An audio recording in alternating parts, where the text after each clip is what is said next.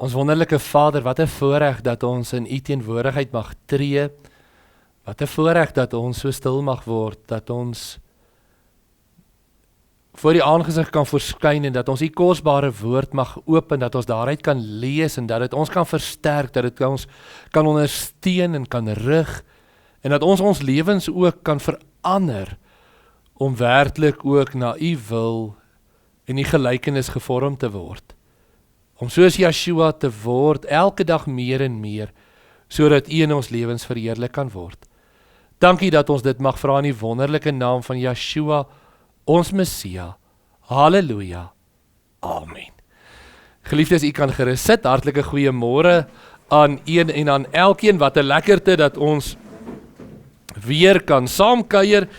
En vanmôre se boodskap gaan ons so 'n bietjie handel oor, ek gaan so 'n bietjie aan met die profete. Ons het gepraat in die verlede oor die groepe, die groot gebeurlikhede. Die eerste groot gebeurlikheid, kan julle onthou in die geskiedenis van Israel, as ons kyk na die profete, was die 10 stamme se wegvoering. En dan, die volgende groot gebeurtenis, was dan nou die ballingskap gewees, of eintlik die periode tussen die wegvoering en die ballingskap. Ek wil sommer direk voor ons verder gaan, na hierdie skerm eerstens kyk. En die belangrikheid daarvan is, wanneer ons daarna kyk is, ons het gesê in daai hoofgroepe ingedeel. Die eerste ene was die voor die verstrooiing gewees. Daai profete wat geprofeteer het, wat gaan met die 10 stamme gebeur? Julle gaan verstrooi word. En onder hulle was Hosea, Amos, Micha, Jona en Jesaja. Nou Jesaja het 'n geweldige hoeveelheid profeseë. So ons gaan vanmôre ook na Jesaja verwys, want Jesaja was nie net beperk tot 'n sekere tyd nie, hy het ver vooruit tot en met Yeshua wonderlik geprofeteer. Maar ons kom nou by die fase, die tweede groep waarby ons dan nou kom, is hier by Nahum, Sefanja, Habakuk en Jeremia. Nou vanmôre se boodskap is 'n inleiding, dis die agtergrond, dis nou die geskiedenis wat gebeur het, en ek weet nou as ek nou vanmôre sê geskiedenis, dan is daar een of twee wat sê, gonna, luister dan maar net storie, want is eintlik 'n goeie verhaal ook, dis eintlik iets pragtigs, maar is belangrik dat ons hierdie sal ken, sodat ons dit sal begryp, wanneer ons dan nou hierdie profete interpreteer. Dit is dan die belangrikheid van hierdie profete, Nahum, Sefanja, Habakuk en Jeremia.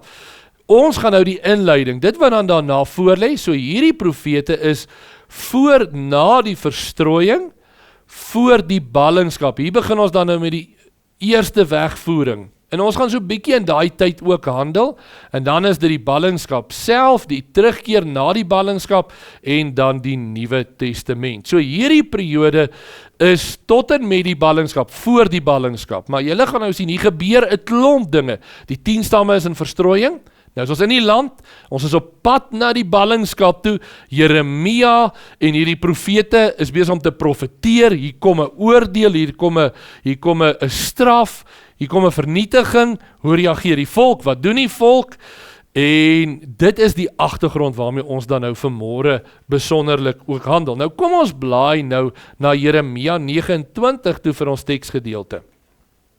Jeremia 29, nou Jeremia 29 praat so bietjie oor die toestand van die volk in ballingskap, en dis ook vir my en vir jou tot vandag toe nog 'n geweldige goeie riglyn. Jeremia 29, maar die belangrikheid wat ek wil hê julle moet sien is, want ons gaan nou te doen kry met 'n verhaal waarin Israel verstrooi word. Die 10 stamme is al in verstrooiing weg, maar ook die 2 stamme is in hierdie bedreiging, is nie net in vrede in die land nie, is oordele, is gevolge wat plaasvind, en daarom tree hulle op. Maar ons moet hierdie geskiedenis ken om hierdie groepie profete te kan reg interpreteer, en dan ook 'n invloed op hierdie profete. So onthou dit. Kom ons begin lees van vers 1 af. En dit is die woorde van die brief wat die profeet Jeremia uit Jerusalem gestuur het na die nog lewende oudstes van die ballinge, na die priesters en die profete, en na die hele volk wat Nebukadneser uit Jerusalem in ballingskap weggevoer het, na Babel toe. Onthou, ons is nou so 'n bietjie weer vorentoe in die geskiedenis, ons is nou na die ballingskap, ons gaan nou weer terugkom, maar ons wil 'n beginsel hanteer, vers 2.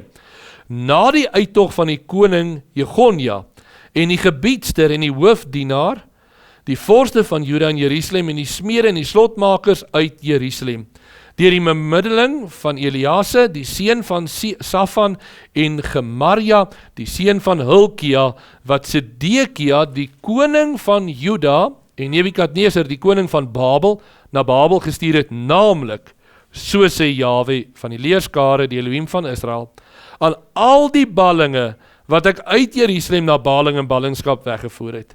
Bou huise en woon, plant tuine en eet vrugte daarvan, neem vroue en verwek seuns en dogters, neem vroue vir julle seuns en gee julle dogters aan mans, dat hulle seuns en dogters baar en vermenigvuldig daar en moenie verminder nie. En soek die vrede van die stad, waarin ek julle in ballingskap weggevoer het, en bid daarvoor tot Jahwe, want in die vrede daarvan sal julle vrede hê. Want so spreek Jahwe van die leerskare Elohim van Israel, laat julle profete en julle waarseers, wat onder julle is, julle nie bedrieg nie, en luister nie na julle dromers, vir wie julle laat droom nie, want hulle profeteer vir julle vals in my naam, ek het hulle nie gestuur nie, spreek Jahwe, want so sê Jahwe, as eers 70 jaar vir Babel verby is, sal ek op julle ag gee en aan julle my goeie woord vervul, om julle na hierdie plek terug te bring. Ek wil hê nou moet julle mooi luister. Want ek weet wat gedagtes ek aangaande julle koester, spreek Jahwe, gedagtes van vrede en nie van onheil nie, om julle 'n hoopvolle toekoms te gee. Net so vir die interessantheid, terwyl ons dit lees, as ons nou praat van die ballinge wat moet terugkom, want hierdie terugkom gaan 'n sentrale tema word in al hierdie profetiese kontekste.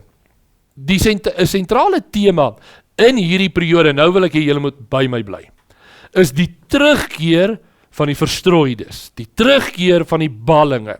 En daarom kry ons dit wanneer ons dit ook hier lees in vers 12.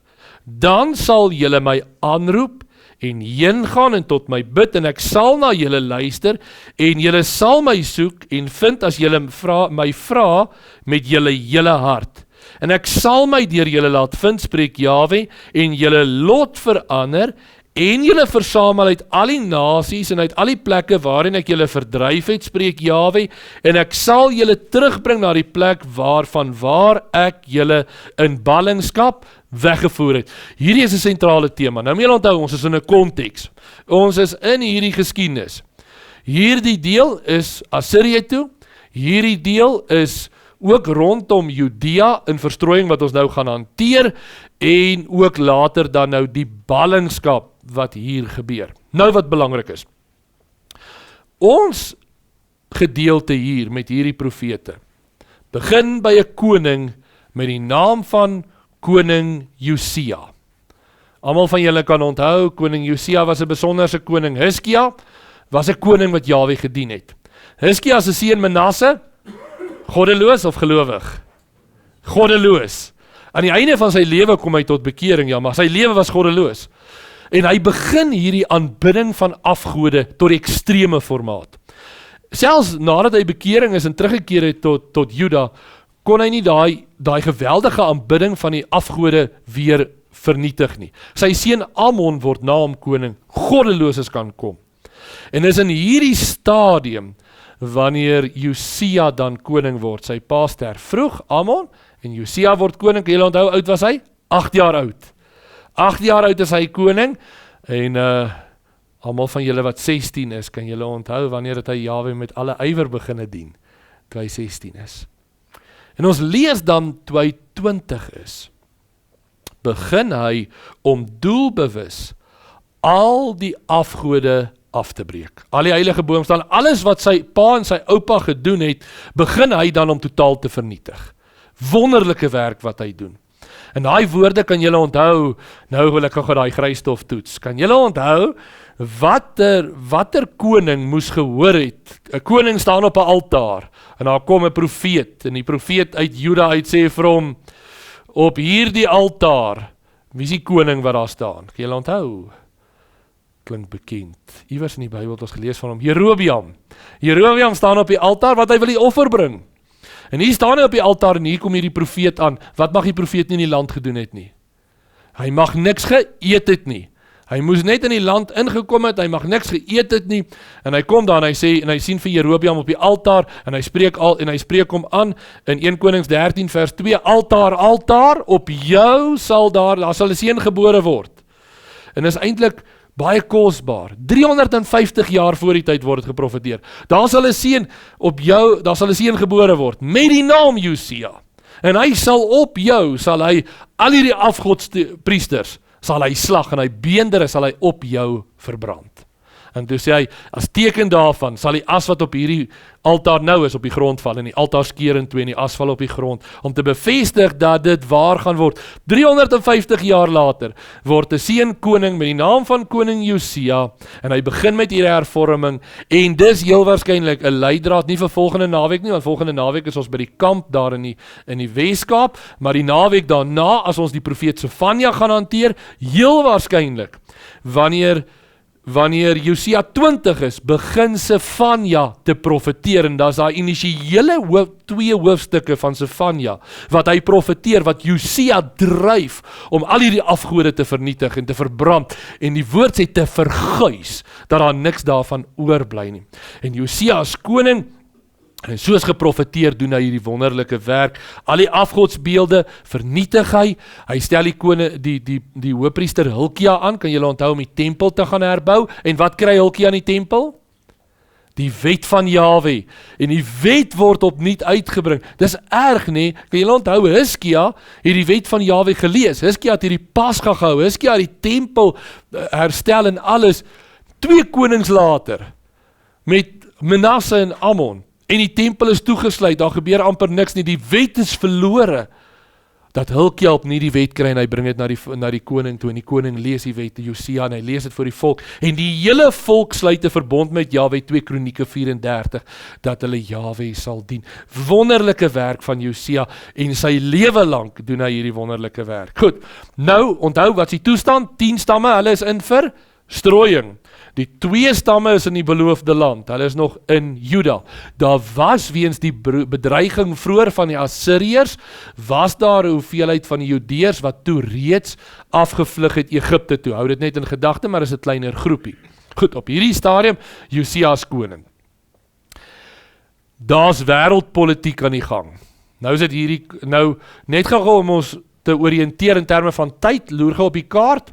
Julle sal sien, hier was die 10 stamme in verstrooiing gegaan, 722, Jesaja profeteer, Hiskia, Manasse, Amon, nou kom koning Josia. En wanneer koning Josia is op dieselfde tyd naam Sefanja, Habakuk en Jeremia. So ons gaan hierdie 4 profete gaan ons nou hanteer. Dis in hulle tyd wat hierdie woorde plaasvind. En nou baie belangrik, wie is die wêreldmagte? Assirië, Babyloniërs. Julle kan onthou, voor die tyd was die Assiriërs volle mag gehad. Nou is Babylon besig om op te kom. Hier's 'n mag wat besig om te verander, ek gaan dit nou vir julle wys. Maar wie nog altyd ook 'n mag is Egipte, onder. En julle sal sien, nadat Babylonië dan vir Assirië en Egipte verslaan, is dit Babylonië wat die wêreldmag is, wat Israel dan in verstrooiing voer. So dit net so agtergrond, ek sal dit plaas net op die prekegroep na die tyd. Nou wat belangrik is, kyk nou na hierdie kaart. Ons het Juda hier, is Juda wat oorgebly het, die 10 stamme is reeds na Assirië toe, hier is hulle gevestig in Assirië in hierdie gebied, Nineve die hoofstad van Assirië, en Assir hieronder, en dan hier's Babylon. So die wêreldmagte op daai stadium, Babylon aan die opkom, Assirië dan aan die taam, Egipte nog altyd die wêreldmag hieronder. Goed, wat toe nou gebeur, soos wat Babylon al hoe groter word hy 'n bedreiging vir Assirië. Maar hy is ook 'n bedreiging vir Egipte.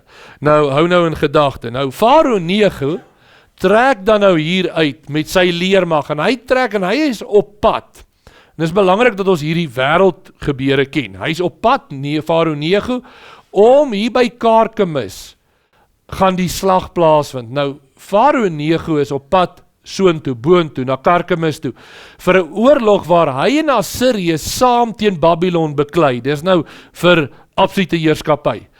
Op daai moment, toe hy verbytrek, toe hy by Megiddo kom, toe trek Josia, dis in die einde van sy lewe, trek Josia uit. En hy trek uit om teen Farao Nego te beklei.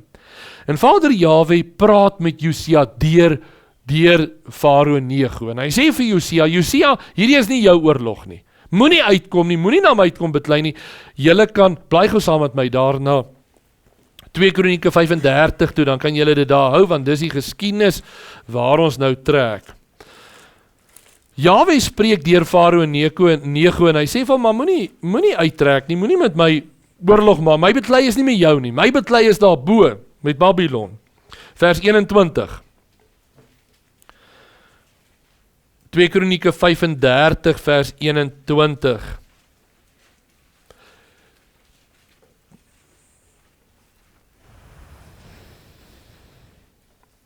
Toe stuur hy boodskappers na hom om te sê, wat het ek met jou te doen, koning van Juda? Ek kom nie vandag teen jou nie, maar teen die huis wat ek gedurig teen my oorlog voer. En Elohim het gesê, ek moet gou maak, verset jou nie teen Elohim wat met my is, dat hy jou nie vernietig nie. Wat interessant is dat Jahwe deur Farao Neko vir Josia sê, Josia moenie my aanval nie, Jahwe bring my, Jahwe stuur my, moenie. Vers 22, Josia het egter sy gesig nie van hom afgewend nie, maar homself onkenbaar gemaak en om teen hom te veg. Hy het nie geluister na die woorde van Neko uit die mond van Elohim nie en aangekom om te veg in die laagte van Megiddo. En omdat hy nie geluister het nie, hy het maak hom onherkenbaar. Julle kan onthou dat herinner ons aan 'n ander koning wat dit ook gedoen het. Toe die pyle hom hier tussen die panser in die nek getref het, nou ook vir koning Josia, is 'n skutter, die woord sê net, die volgende vers sê net, en 'n skutter het geskiet en hy het vir koning Josia gewond, en koning Josia teruggetrek Jerusalem toe, maar hy het dan daar gesterf. En dis nou belangrik.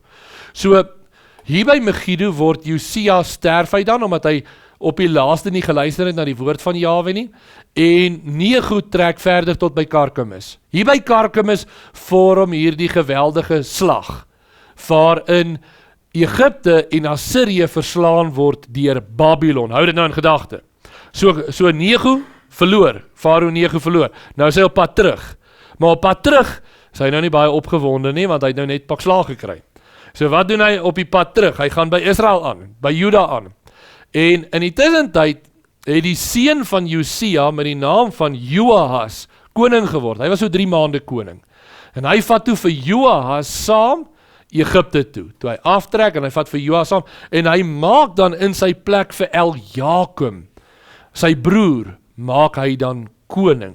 En hy vat vir Joas af Egipte toe. Dit was 'n algemene gebruik gewees om 'n familielid, die koning af te sit, die koning weg te vat en 'n familielid in sy plek te sit, om jou eintlik af te dreig, dat as jy iets doen, dan maak ek jou broer dood, of dan maak ek jou familielid dood.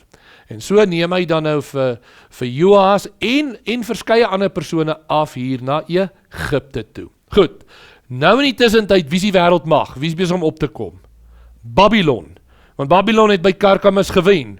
So in die tussentyd is dit Babylon wat dan ook aftrek.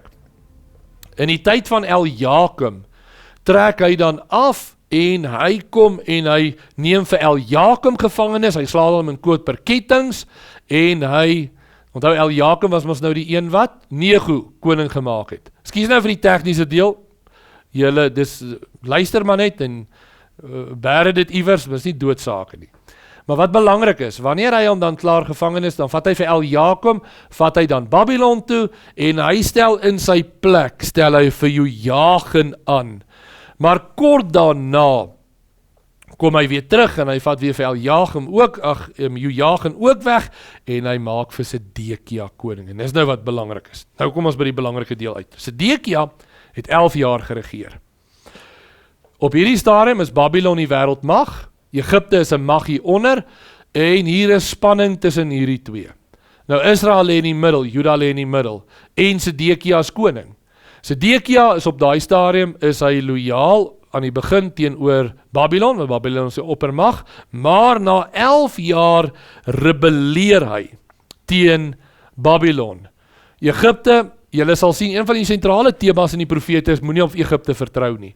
Want wat doen hulle die hele tyd? Egipte, kom ons gaan beklei teen Assirië saam. Egipte, kom ons gaan beklei saam teen Babylon. Die een ding, weet julle wat is interessant?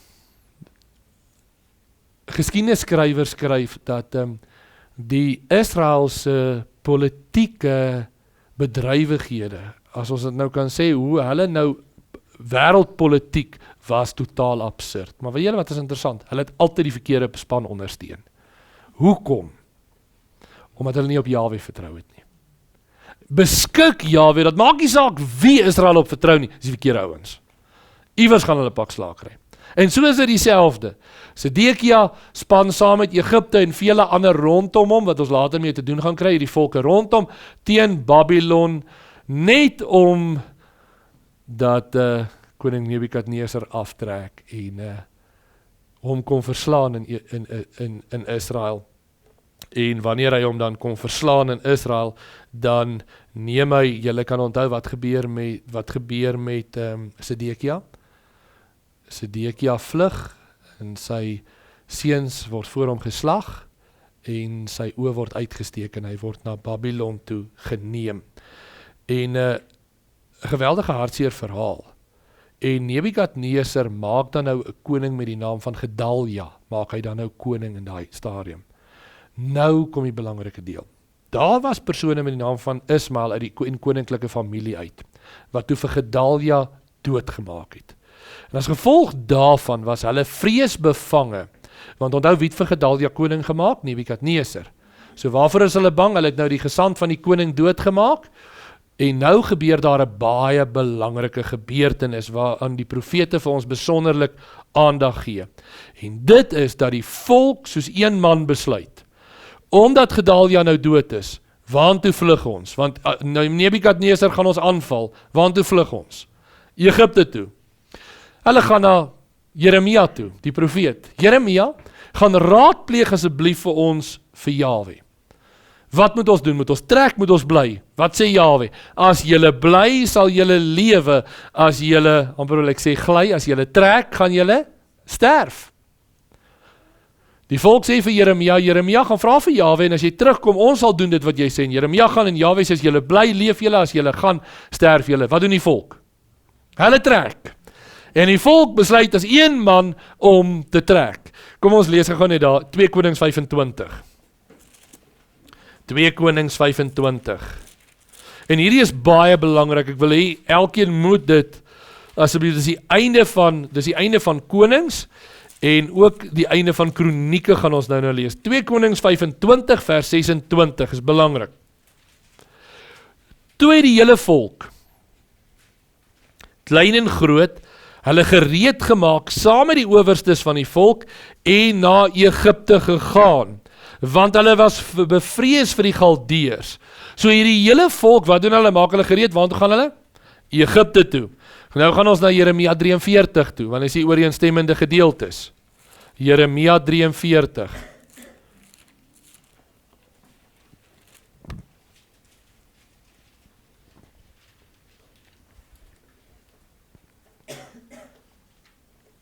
Hoor wat is die waarskuwing van Jeremia in Jeremia 42? Jeremia 42 vers 15.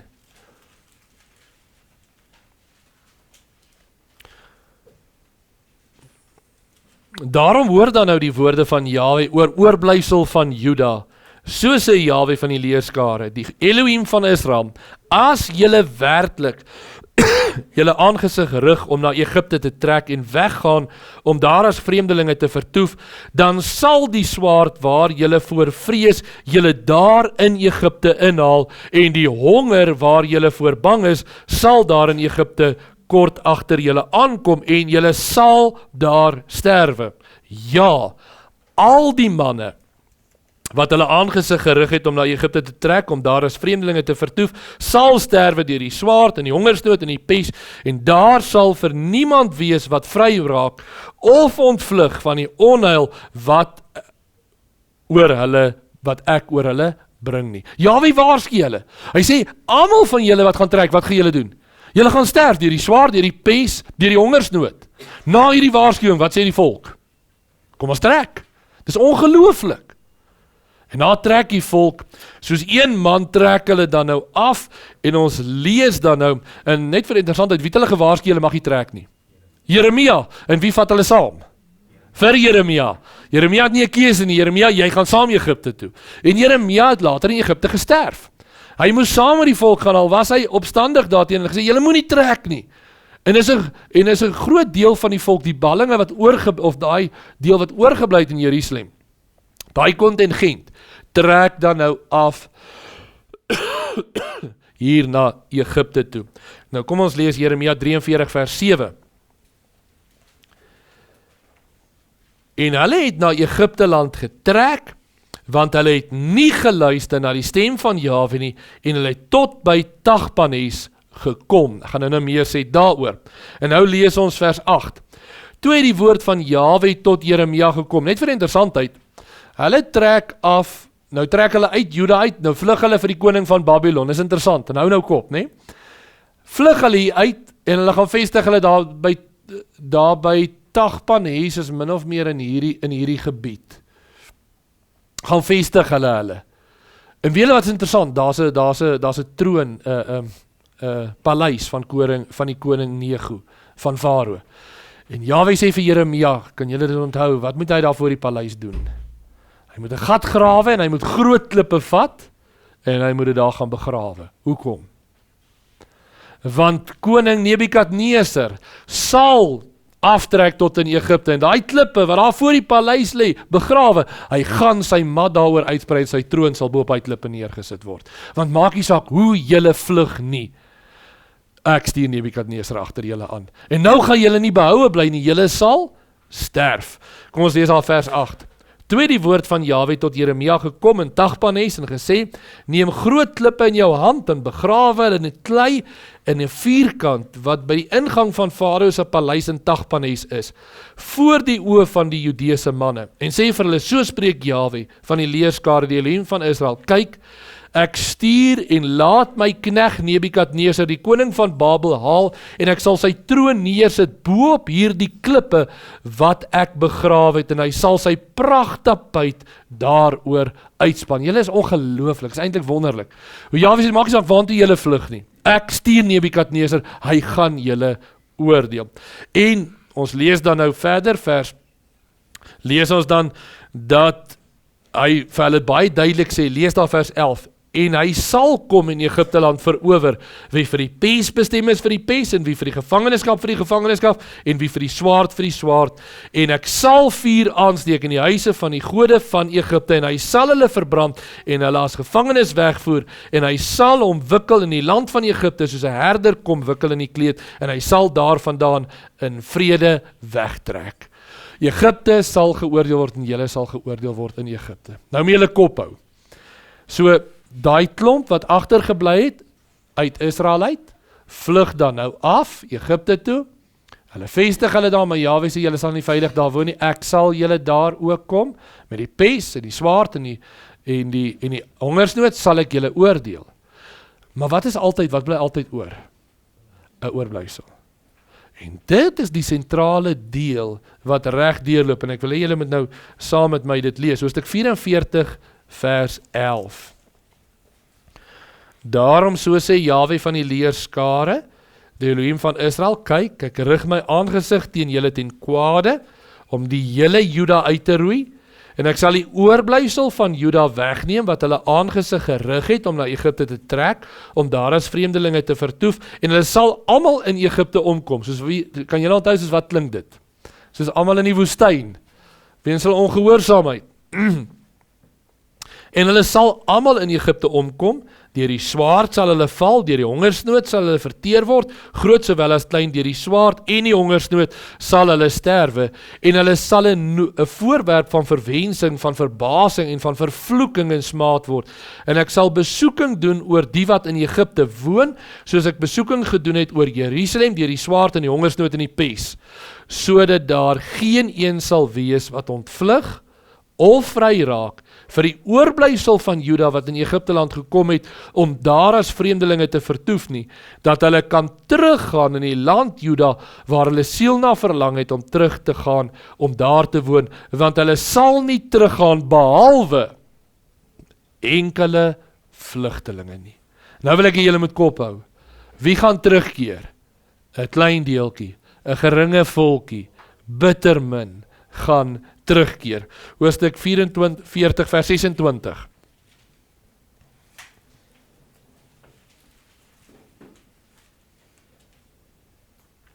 Daarom hoor die woord van Jahwe, o julle Juda wat in Egipte land woon, kyk, ek sweer by my grote naam, sê Jahwe.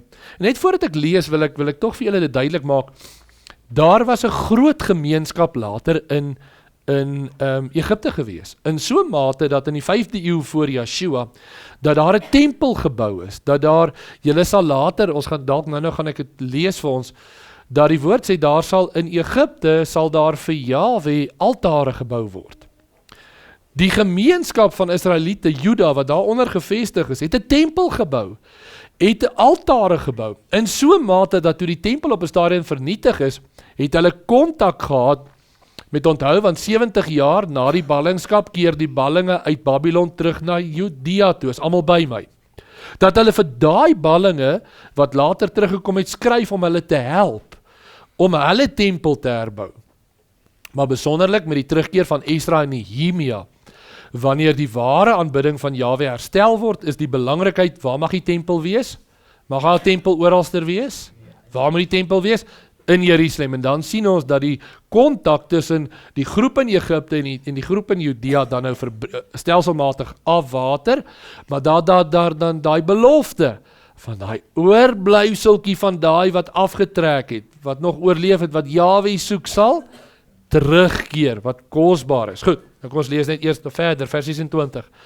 Daarom hoor die woorde van Jahwe, o julle Juda wat in Egipte land woon, kyk, ek sweer by my grote naam, sê Jahwe, nooit sal my naam meer aangeroep word deur die mond van enige man van Juda in die hele Egipte nie, maar die woord so waar as Jahwe leef. Kyk, ek is wakker oor hulle ten kwade en nie ten goede nie, en al die manne van Juda wat in Egipte land is, sal deur die swaard en die hongersnood omkom, totdat dit met hulle gedaan is, maar die wat van die swaard vry geraak, sal uit Egipte land terugkom in die land Juda min in getal. Daai oorblyfseltjie, wat min is in getal, wat Jahwe nog dien, sal uit Egipte uit terugkeer na Juda toe. So is eintlik baie, baie kosbaar. En nou wat belangrik is, wanneer Israel weggevoer word, die 10 stamme word na hierdie gebied van Assirië toe, ek het nou Assirië daar, maar dus julle moet onthou, hierdie hele gebied was onder Assirië se beheer, hierdie hele gebied was onder Babylon se beheer, maar dis waar hulle hoof Mekkas was. Maar die 10 stamme word hier na Haran omgewing, daar by Ninive word hulle weggevoer, later gaan hulle hier tussen die Kaspiese See en die Swart See, gaan hulle dan oor die Kaukasiese gebergtes, terwyl die 2 stamme word weggevoer Babylon toe, maar net nadat die ballingskap weggevoer het, julle kan onthou met Daniël en so, die tweede ballingskap, saam met Esegiel, wat deel was van die tweede ballingskap, en dan die laaste vernietiging. Na dit is dit die wat oorgebly het, is dit wat Gedalia doodgemaak word, en hulle vlug dan af hier na Egipte toe, hulle vestig hulle hier by Tagpanes, en hier bly hulle dan. Nou wat belangrik is, hoekom ek het vir julle so wys? In die profetiese woord is dit belangrik dat ons die konteks sal onthou. En nou wil ek na Jesaja 10 toe gaan.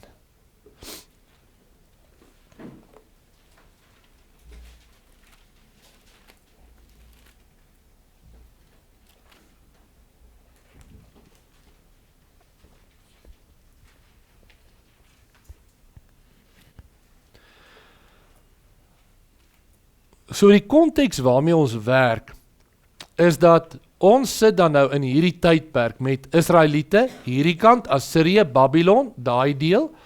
Ons sit met die 10 stamme wat omgegaan het, en later hier by die Middellandse See, hulle hierdie kant, aan die kant gaan vestig het, en ons sit met Israeliete hier in Egipte.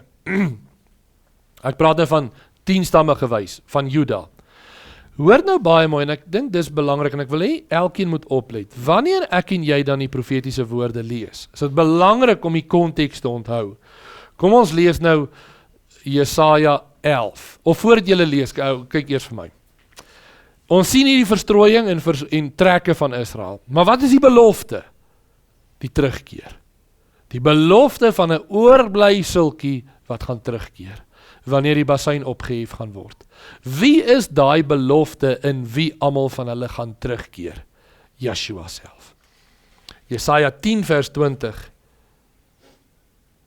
En in die dag sal die oorblysel van Israel en die wat ontvlug het van die huis van Jakob nie meer voortgaan om te steun op hom wat hulle slaan nie, maar hulle sal steun op Jahwe, die heilige van Israel, in opregtheid. Net vir interessantheid, elke keer die volk op wie hulle vertrou het, was hulle oordeel. Vers 21, die oorblysel sal terugkeer, die oorblysel van Jakob na die sterke Elohim toe, want al was jou volk, o Israel, soos die sand van die see, net 'n oorblysel van hulle sal terugkom. Die verdelging is vasbesluit en vloei oor van geregtigheid. Want 'n verdelging wat vasbesluit is, sal Jahwe van die leerskare voltrek in die midde van die hele aarde. Daarom, so sê Jahwe van die leerskare, o my volk wat in Sion woon, wees nie bevrees vir Asser wat jou met die staf slaan en sy stok teen jou ophef op die manier van Egipte nie, want nog 'n baie kort tydjie dan is die grimmigheid ten einde en my toorn gaan uit om hulle te vernietig. Ek wil net hê julle moet oplet. As julle deur die profetiese woord gaan julle lees van Egipte, Assirië en Babilonië. Want dit is belangrik. Kom ons gaan nou aan, blaai nou om. Hoofstuk 11 vers 1. Daar sal 'n takkie uitspruit uit die stomp van Isaai en 'n loot uit sy wortel sal vrugte dra. Wie is dit? Yeshua. Nou lees ons vers 10. En in die dag sal die nasies vra na die wortel van Isaai. Wie's dit? Yeshua. Wat daar staan as 'n banier van die volke en sy rusplek sal heerlik wees. En in die dag sal Jahwe weer vir 'n tweede keer sy hand uitstrek om die oorblysel van sy volk los te koop. Wanneer het hy dit die eerste keer gedoen? Wanneer het hy die eerste keer hulle losgekoop? Uit Egipte uit. Nou gaan hy dit doen die tweede keer. Nou, uit los te koop, wat sal oorbly uit Assirië en Egipte en Patros en Kus en Elam en Siniar en Hamat en die kuslande van die see. Ek wil gou vra, waar is daai gebiede? Waar, want baie keer dan lees ons dit, dan is dit vir ons hierdie algemene, hierdie spesifieke gebiede, direkte gebiede waar Israel was. En ons begin heel eerstens, hy sê dit so mooi, wat oorgebly het uit Assirië, daar's Assirië, presies waartoe Juda weggevoer is, of die 10 stamme weggevoer is ook. Dan Egipte, hier's Egipte. Dan Patros. Patros is hierdie middelste deel van Egipte. Presies by Tagpanes, dis waar Patros is. Dan Kus is hierdie onderste deel van Egipte. Dan Elam. Elam is hier aan die ooste, waarvan die ballinge heen geneem is, soontoe. En Siniar. Siniar is die antieke naam vir Babylon, vir daai hele gebied Babylon. En Hamat. Daar's Hamat, dis ook die gebied waantoe van die volk gevlug het. En die kuslande by die see, en dan kry ons spesifiek hierdie gedeelte van die kus, en ook oorgaan daarna toe. Hoekom ek dit vir julle wys? Dis nie net 'n mog getroffe deel waarvan hy praat nie. Dit praat oor die ballinge wat weggeneem is na hierdie gebiede toe, gevlug het, wat ook al, wat Jahwe self sal terugbring. Vers 12. En hy sal die banier ophef vir die nasies en by mekaar laat kom, die seuns van Israel wat verdryf is, en versamel die dogters van Juda wat verstrooi is uit die 4 hoeke van die aarde. Dis 'n pragtige getuienis, vers 16. En daar sal 'n groot pad wees vir die oorblysel van die volk wat oorgebly het uit Asser, soos daar een gewees het vir die Israel op die dag toe hulle uit Egipte land uit opgetrek het. Is eintlik pragtig. Binne die konteks, binne die historiese konteks, is daar 'n pragtige betekenis, presies die gebiede waar Juda heen was. Hoekom ek dit vir julle lees? So om werklik te besef dat Jesaja 11 se vervulling lê in die koms van Yeshua. Jesaja 11, wanneer hy praat van die landstreek, is nie iets wat in die toekoms lê, hierdie amper sê ligraak gebiede ver in die ver. Nee, dis gebiede in Israel waar die oorblysel moes terugkeer na Vader Jahwe toe. Dan kan ons saam, Jesaja 27, kom ons blaai saam soontoe.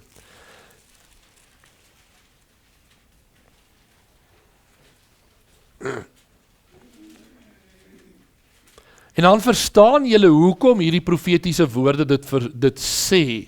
Want julle, dis onhebbelik hoe hierdie tekste uit konteks uitgehaal word deur party mense. Vers 12.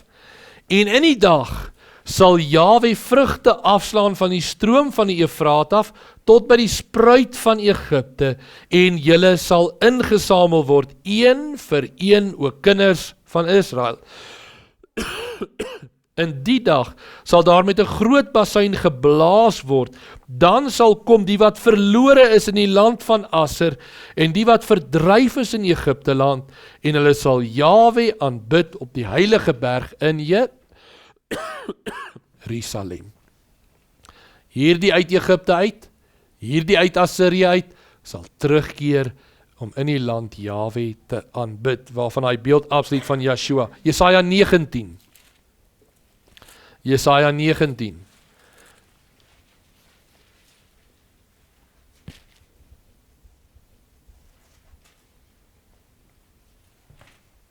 Jesaja 19 vers 24, 'n gedeelte wat soms vir mense so 'n bietjie verwarring veroorsaak. Kom ons lees daar vers 18. Julle kan onthou, ek het gesê, daar's 'n redelike groot gemeenskap wat hulle toe daar gaan vestig het. Dit was 'n klomp gewees, dit was nie net 1 of 2 nie.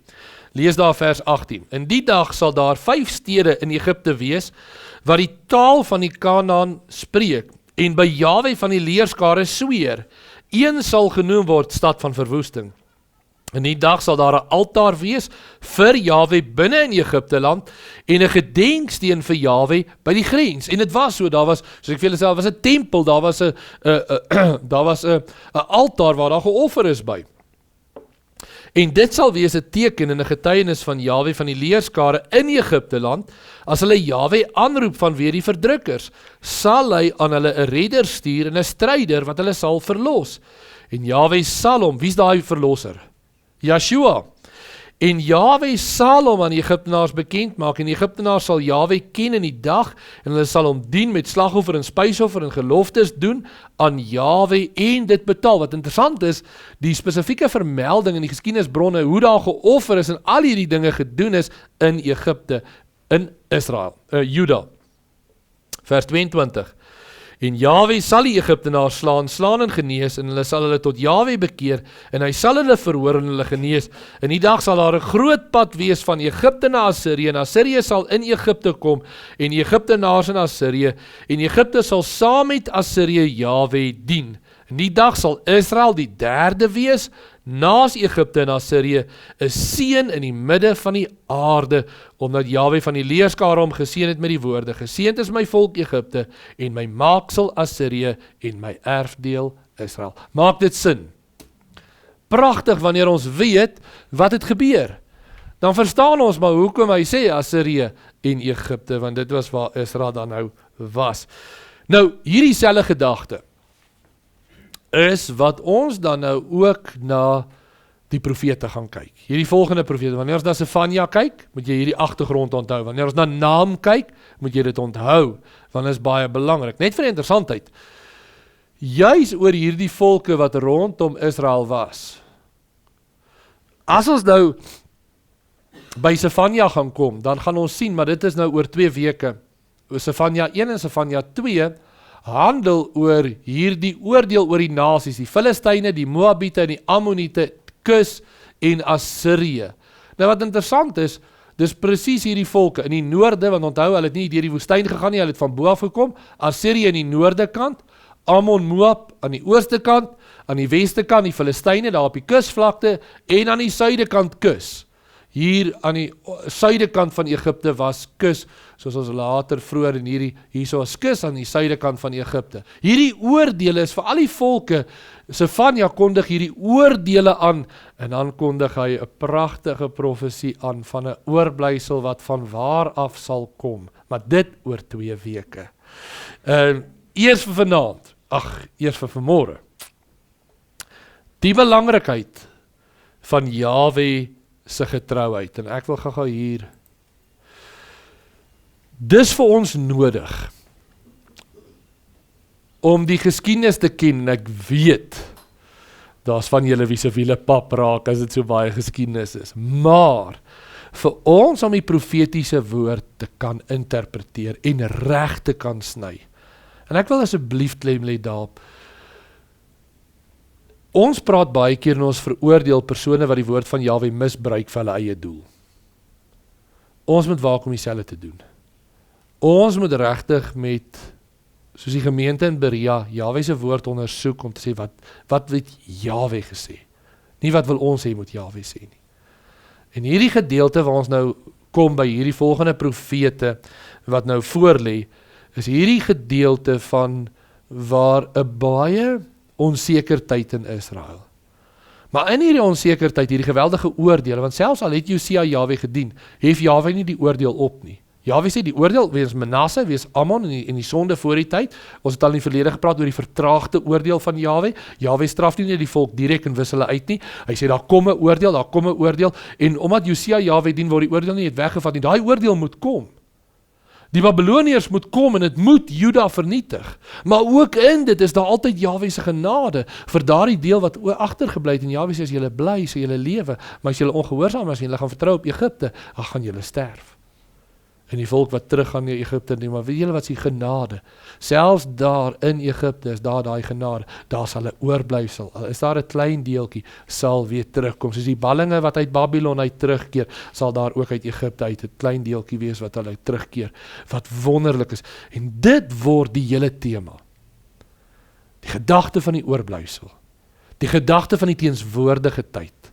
Van Jahwe wat in stand hou. En ek wil daarmee afsluit. Die een ding wat ons leer. Maak nie saak wat die omstandighede is nie, kan julle onthou, wat doen die volk toe hulle Egipte toe trek? Wie vat hulle saam? Vir Jeremia. Lei ons saam met die volk. Lei die gelowiges saam met die volk. Ja. Maar my en jou oproep, my en jou belangrikheid, is dat ek en jy getrou moet bly. Want maak nie saak watter tyd dit is nie, as altyd 'n oorblyfsel wat getrou is. En Jahwe behou die oorblyfsel. Jahwe is die een wat met die oorblyfsel wandel. En daarom wil ek hê julle moet saam met my blaai na Romeine 11 toe.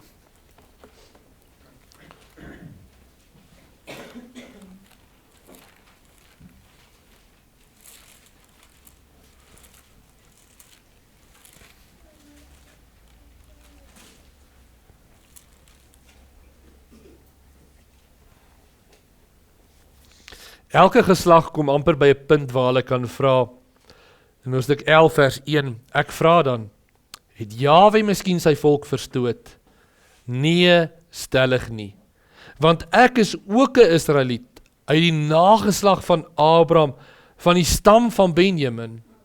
Jahwe het sy volk wat hy van tevore geken het, nie verstoot nie. Of weet julle nie wat die skrifte in die gedeelte oor Elia sê nie, hoe hy by Elohim optree teen Israel en sê, Jahwe, hulle het die profete gedood en die altaar het hulle afgebreek en ek het alleen oorgebly en hulle soek my lewe. Maar wat sê die Godspraak aan hom?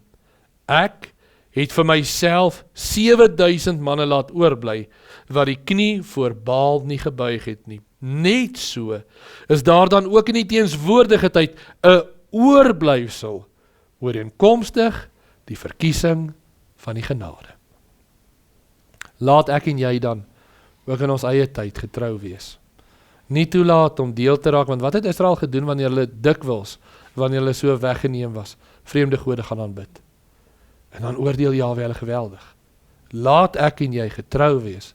En dis die wonder, daar's altyd 'n oorblyfsel wat deur Jahwe se verkiesende genade getrou bly. Kom ons staan en bid ons saam.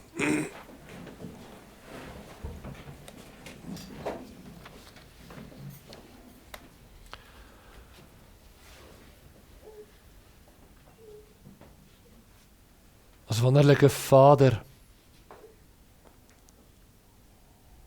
wil U ons asseblief ook in ons eie tyd werklik help, wanneer ons oor die geskiedenis lees, en ons lees van 'n Abraham wat uit 'n goddelose stad uittrek. Ons lees van 'n Josef wat te midde van daardie Egipte en alles verkies hy om U te bly dien.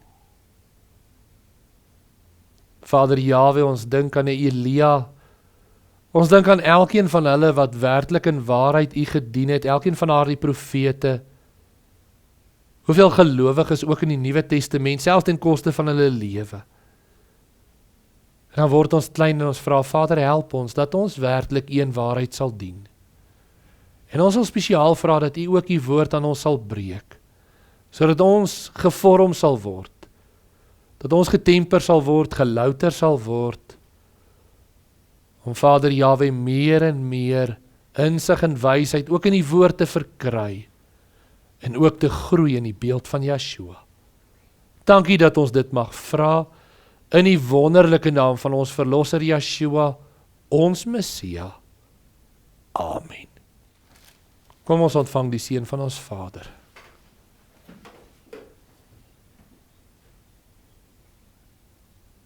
Jahwe sal ons seën en ons behoed. Jahwe sal sy aangesig oor ons laat skyn en ons genadig wees. Jahwe sal sy aangesig oor ons verhef en aan ons sy vrede gee. Amen.